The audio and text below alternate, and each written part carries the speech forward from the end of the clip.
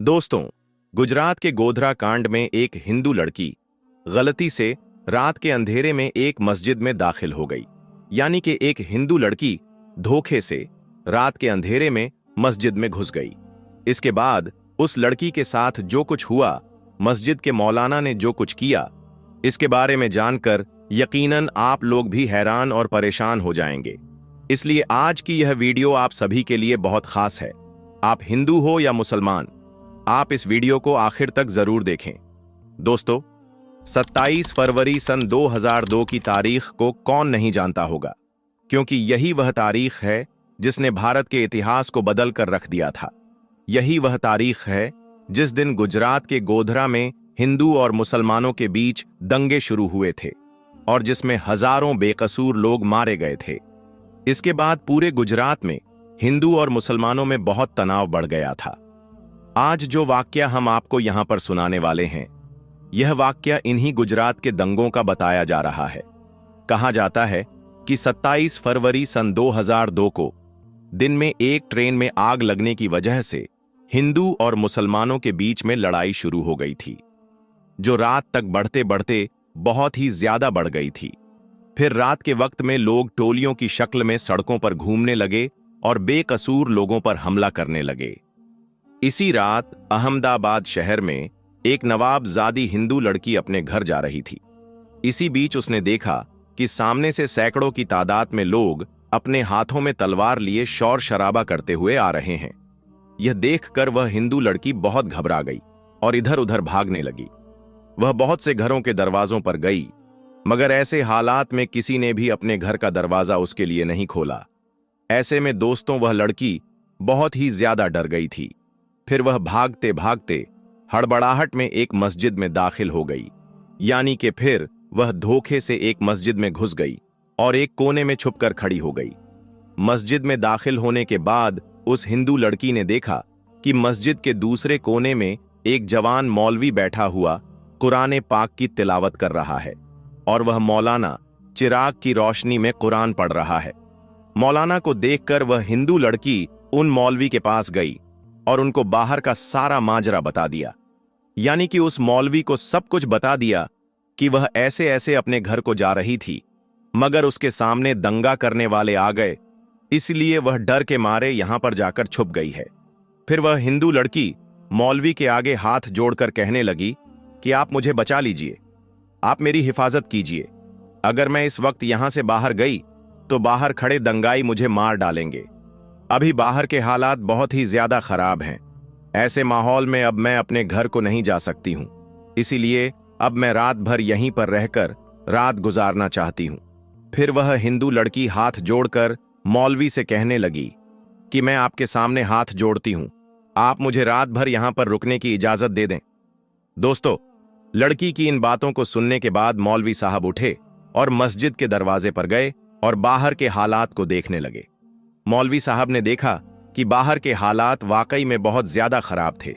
सैकड़ों की तादाद में लोग हाथों में लठ लिए इधर उधर घूम रहे हैं और बहुत से लोग हाथों में तलवार लिए मस्जिद के बाहर खड़े हुए हैं। यह देखकर मौलवी साहब भी बहुत डर गए।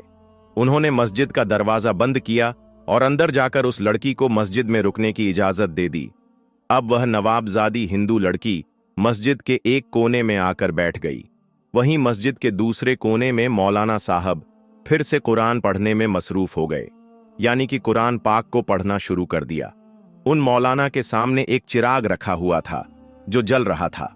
अब इधर वह लड़की मस्जिद के दूसरे कोने में बैठी मौलाना साहब को देख रही थी। तभी उस लड़की ने देखा कि मौलाना साहब ने कुरान पढ़ने के दौरान अपनी एक उंगली को उस चिराग में डाल दिया और अपनी उंगली को जलाने लगे। फिर थोड़ी देर के बाद मौलाना ने एक सिसकी भरकर वापस अपनी उंगली को चिराग से बाहर निकाला और फिर से वह कुरान पाक पढ़ने लगे।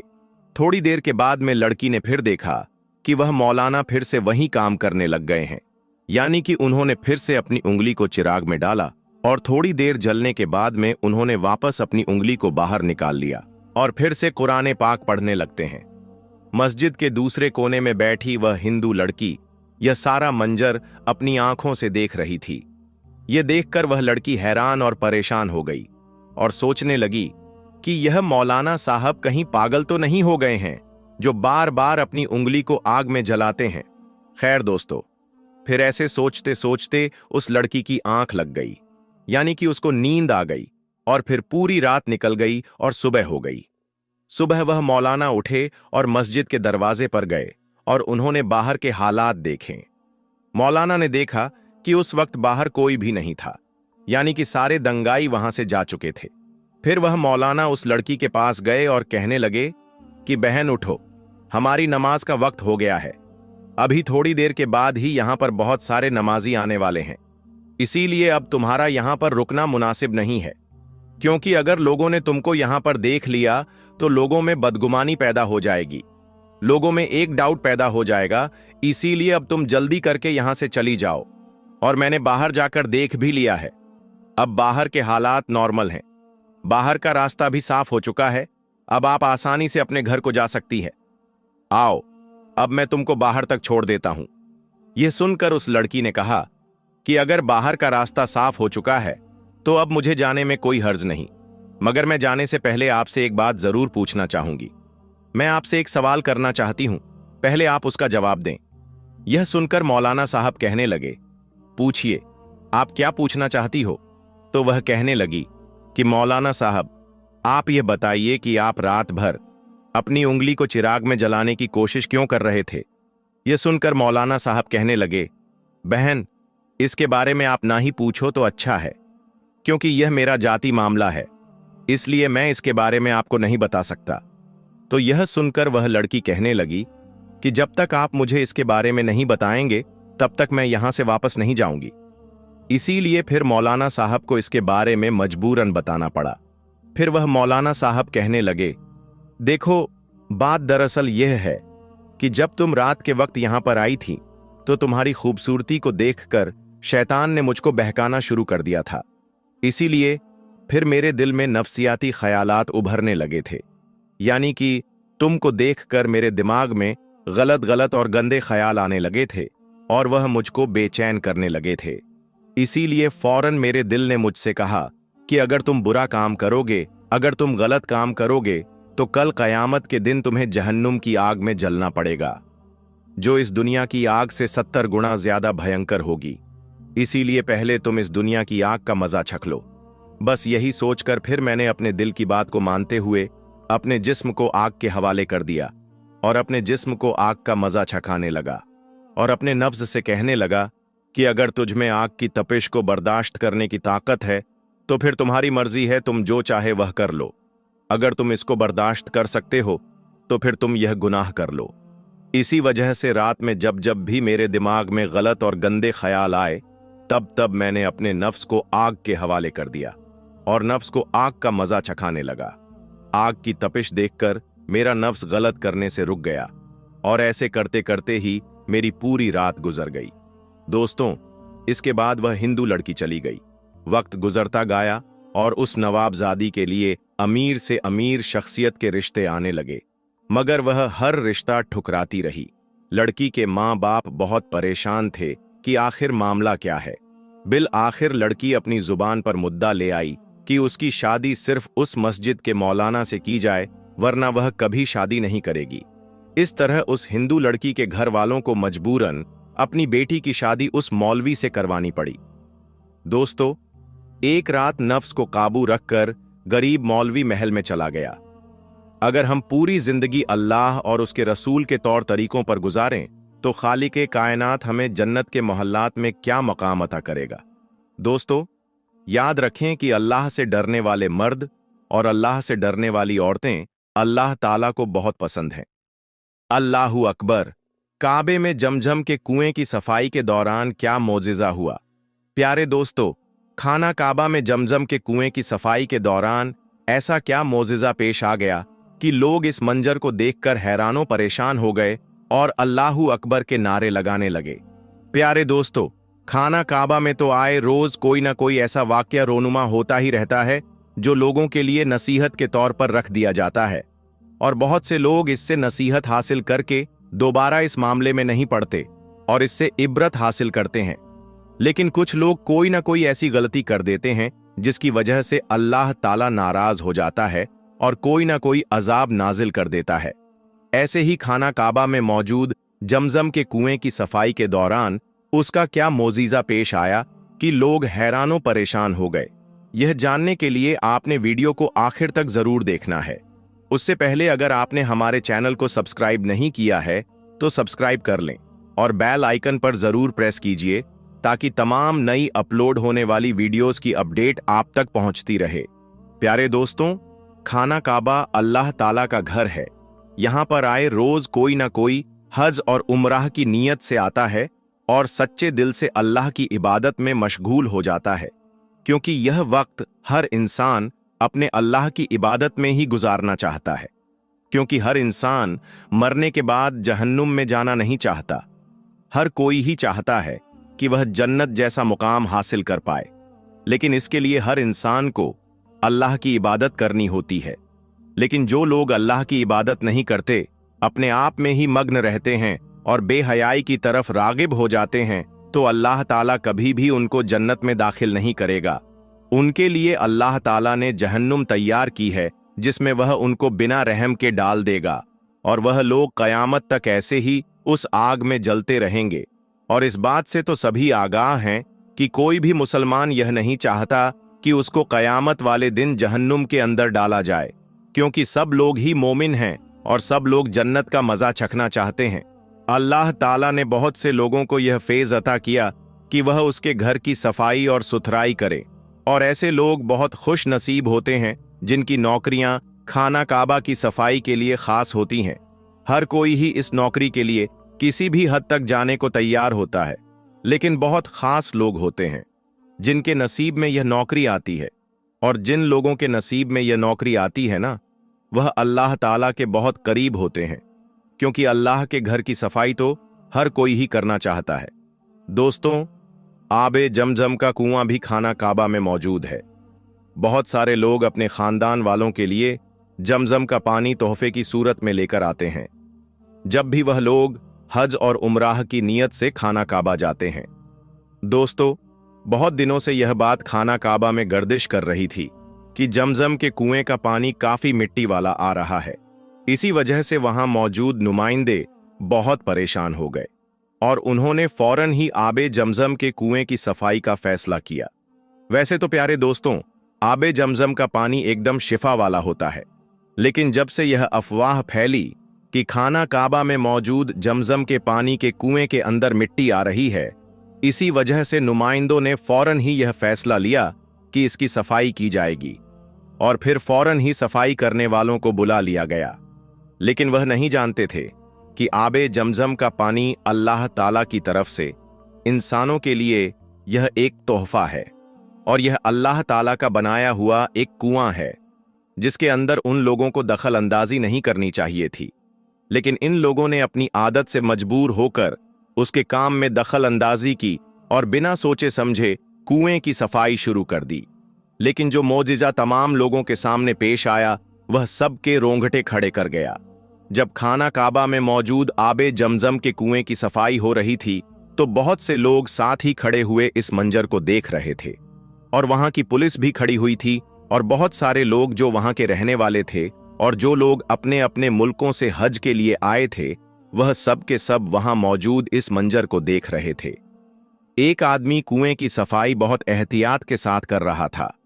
उसके चेहरे से यह बात साफ थी कि वह इसकी सफाई करके खुद को बहुत खुशनसीब तसव्वुर कर रहा था।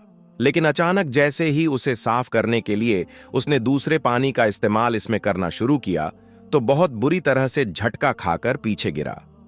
यह सब काम हैरान करने वाला था कि यह क्या हुआ। तमाम लोग इस बंदे की तरफ बढ़े और पूछने लगे, तुम्हें क्या हुआ भाई? उठो और सफाई करो, ऐसे गिर क्यों गए हो? लेकिन वह बोलने की बिल्कुल भी हालत में नहीं था। उसका जिस्म एकदम निढाल बन गया था। वह बार बार अपना सर नामे हिलाने लगा। सबने समझा कि शायद वह बीमार हो चुका है, इस वजह से इसकी यह हालत हो गई। फिर फौरन ही एक और सफाई करने वाले को बुला लिया गया, लेकिन उसने भी जब दूसरे पानी का इस्तेमाल करना शुरू किया, वह पानी एकदम से बहुत तेजी से आया कि वह ऊपर की तरफ उड़ गया और इतनी तेजी से जमीन पर गिरा कि उसके सर से तेज खून बहने लगा। यह मंजर देखकर सब लोग हैरान और परेशान हो गए और अल्लाहू अकबर के नारे लगाने लगे, क्योंकि प्यारे दोस्तों, सबको अंदाजा हो चुका था कि खाना काबा में मौजूद जमजम के पानी के कुएं के अंदर हम लोगों को किसी भी किस्म की दखल अंदाजी नहीं करनी है। अल्लाह ताला ने इस पानी को साफ और शफ्फाफ बनाया ही है, और इसके अंदर अगर हम दूसरे पानी की मिलावट करना चाहेंगे तो हम लोगों पर ऐसा ही अजाब नाजिल होगा। उन लोगों ने दोबारा जमजम के पानी के कुएं को छेड़ने की बिल्कुल कोशिश ना की और अपने अपने घरों को लौट गए। प्यारे दोस्तों, सब मुसलमान ही जानते हैं कि जमजम का कुआं किस तरह से दुनिया में वजूद में आया। अल्लाह ताला कभी भी अपने बंदों को तकलीफ में नहीं देख सकता। जब हजरत खलीलुल्लाह को अल्लाह ताला की तरफ से हुक्म हुआ कि अपनी बीवी और अपने बच्चे को बीच जंगल में अल्लाह के रास्ते में छोड़कर चले जाओ, तो उन्होंने अल्लाह ताला के हुक्म को मानते हुए ऐसा ही किया और अपनी बीवी हजरत हाजरा रजी अल्लाह ताला अन्हा और अपने बेटे हजरत इस्माइल अलैहिस्सलाम को छोड़कर जाने लगे। तो उनकी बीवी ने उनसे पूछा, ए खलीलुल्लाह, आप हमें इस तरीके से बीच जंगल में छोड़कर ऐसे कैसे जा सकते हैं? हम इस जंगल में कैसे जिंदा रहेंगे? तो उनके शौहर ने कोई जवाब ना दिया और वह वहां से जाने लगे।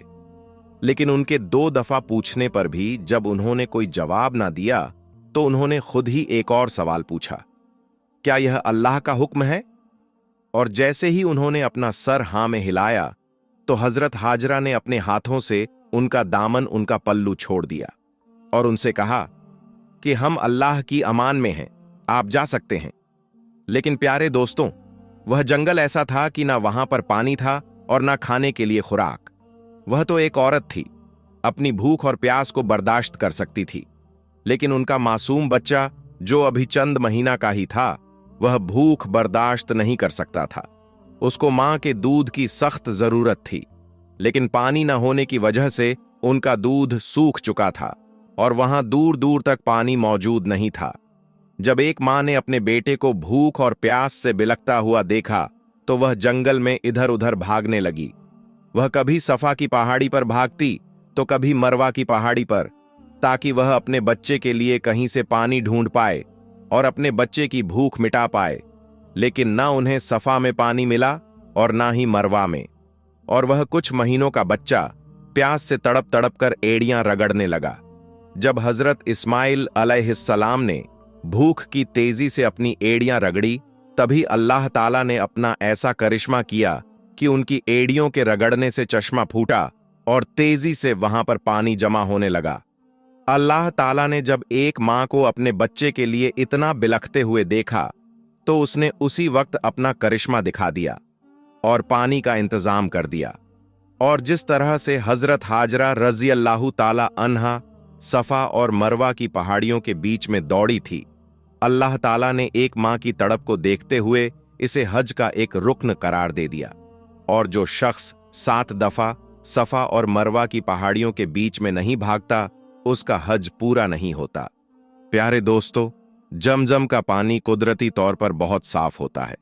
इसमें ना कोई आलूदगी होती है, ना ही किसी किस्म का कीड़ा मकोड़ा, और ना ही इसमें फफूंदी लगती है। अल्लाह ताला ने इसमें एक अलग ही जायका रखा है और इसका पानी भी आम पानियों से मुख्तलिफ होता है। बाज अहादीस में यह बात कही जाती है कि जमजम का पानी बीमार इंसान के लिए शिफा देता है।